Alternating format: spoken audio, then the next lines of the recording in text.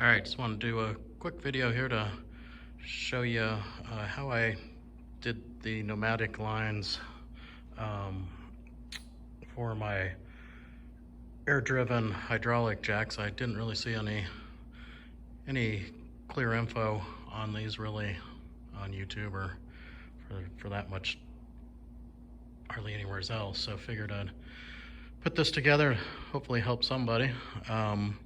So I bought two of the jacks. They're the Atlas RJ-6000 BKNP jacks. So they're a 6,000 pound jack. It's a rolling bridge jack.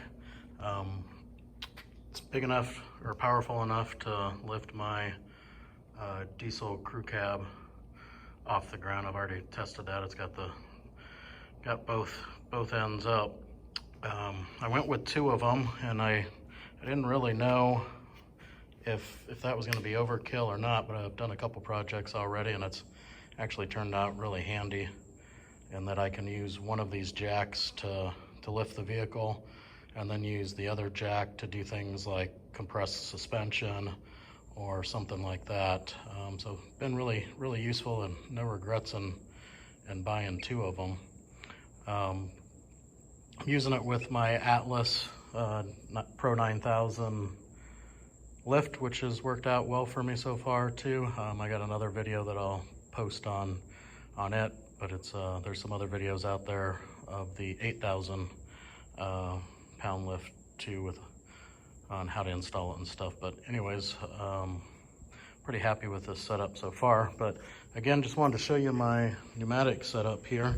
So what I did was I already had a house air system up in the ceiling, so I just tapped into it with that blue hose that you're seeing. So I used 3/8 inch and tried to keep the fittings also 3/8 inch where I could, or if that wasn't really possible, which in a lot of spots it wasn't, or I chose not to really, just made sure that the 1/4 inch fittings I used, had a nice big inside diameter to them, and used high flow quick connects here on a few of the spots that I'll show you in a minute. So anyways, came down from the house air system into a manifold here. All of this stuff is basically stuff I found on Amazon.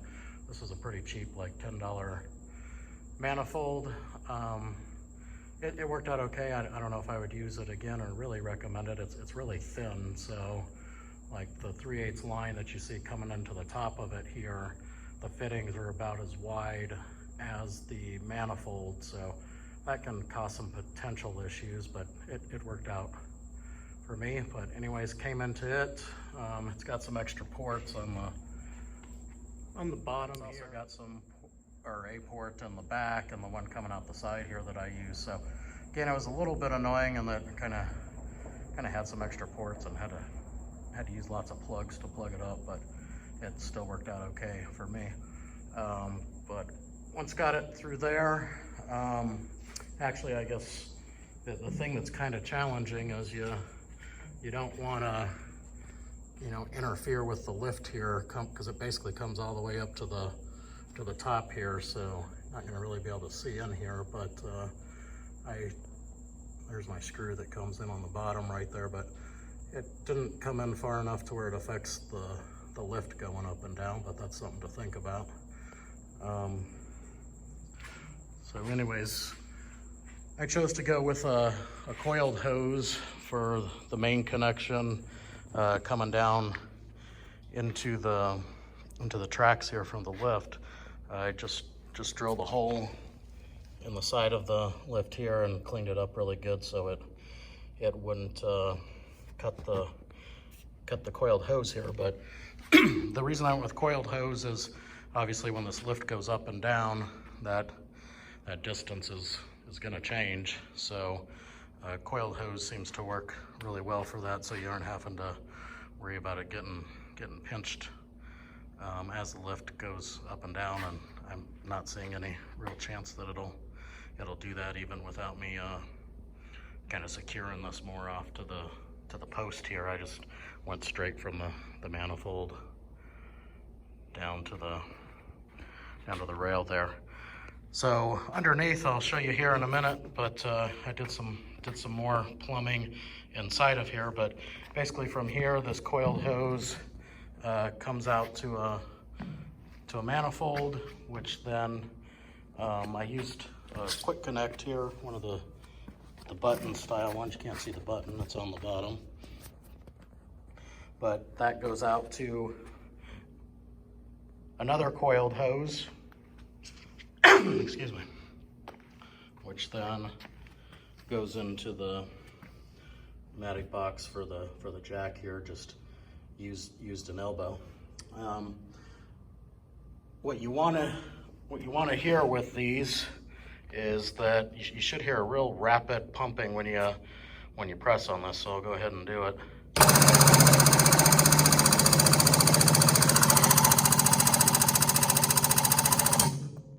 So it's a really fast, rapid pumping. The reason I mention this is when you get the jacks, they actually supply some other coiled tubing here with it, which I was actually really happy that they supplied something with it, because I wasn't expecting anything, and it did allow me to halfway easily get it plumbed up temporarily so I could get some work done. But I quickly realized that this tubing here, it's just really small stuff, and it's also metric, so I don't know that you're not gonna really be able to see this, but it is not large inside diameter by any means. And once you get the fittings pressed into that hose, I mean, it's almost like needle wide. It's very small inside diameter. So I noticed on my first project I did that it would lift whatever I wanted, but it was really slow and just really seemed to be struggling. So that you don't get that rapid fire machine gun sound. It's kind of just a slow chug that it does. So I knew it really wasn't right, and I'm kind of surprised they really supply this with it. But again, it's better than nothing, I guess, because these hoses in the end up costing a bit of money. But they even have these little fittings on the jack itself to help me get that plumbed up initially, but now I'm not using them. So again, I stuck with 3/8 inch hose here. That's a little bit hard to find, but you can find them on Amazon, and based on that rapid fire pumping action that I'm getting now, I'm happy I went that way. It seems like the right choice, along with watching the fittings. Like a lot of these here, or all of these here, are actually 1/4 inch, but just check them to make sure they have a nice inside diameter so you're not choking the flow down. All right, so I went ahead and raised up the lift so you can see the coiled hose here now has retracted, and still not in the way of really anything here, so it seems to work good. So to show you up underneath here, so here again is the coiled hose coming in, and then it goes over to another one of those manifolds. It's the same one that I used on the line coming down from the ceiling here. So comes in here and then comes out to the inside again with the button.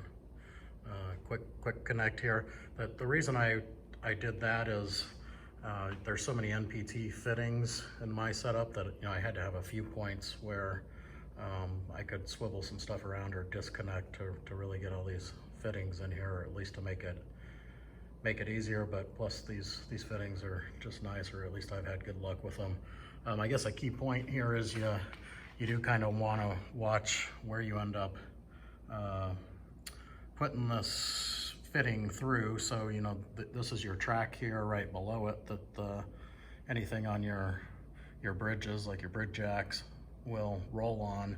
So you want to get it far enough back to where it's not going to be in the way. You can see on this bridge jack here, there's kind of this tray, so it can't come all the way back anyway, so it doesn't really interfere with the bridge jack coming out here.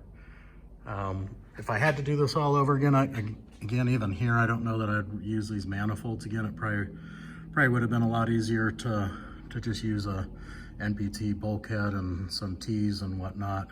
But anyways, it worked. It was just a little bit annoying drilling some extra hose and stuff, or extra holes to mount this manifold up under here.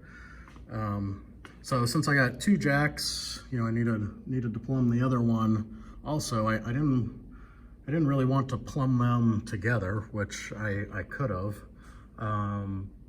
But this way here, you know, I can push this one all the way forward, and you know, there's no lines here in the middle that I have to worry about before it you know, runs into the other one or whatnot, and nothing in between when I push the jack back. So just seems to work out good that way. I also went with this kind of orientation when setting the jacks in here, so that the foot pedal is on the back and the foot pedal on the one in the front up here is on the front side. I don't know, sometimes I wish it was the other way around, but you have to choose one. This one's going to be the most logical orientation to me, to try and avoid crawling up under here or being able to access the pedal here when you actually want to raise the jack. So something to think about. Anyways, back to the plumbing here. So again, coming off of that manifold, I switched to 1/2-inch push connect fittings.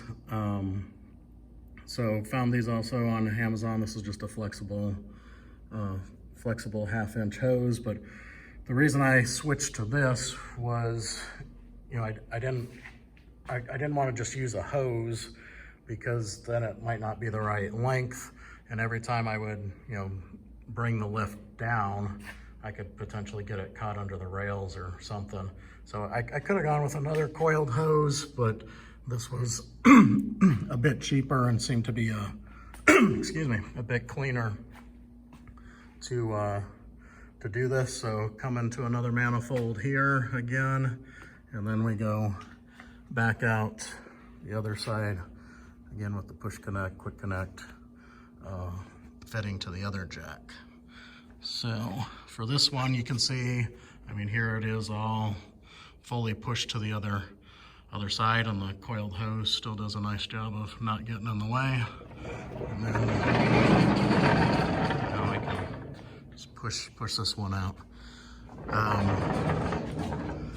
So the coiled hose lengths I went with, even though this lift is not super long, I went with 25-foot coiled hoses for the legs going to each one of the jacks, because that's 25 feet of hose. So as it uncoils, it starts to put a little bit of stress on it. So it really can't go a full 25 feet. So really it works out about perfect. I can't remember off the top of my head, but I think this lift is about 17 feet long, if I remember. So anyways, don't quote me on that, but that's what I'm thinking of.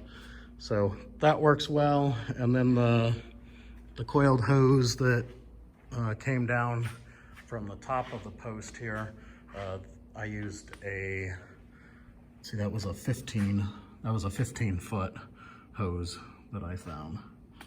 So that worked out well. I think that's it. Hopefully this helps someone.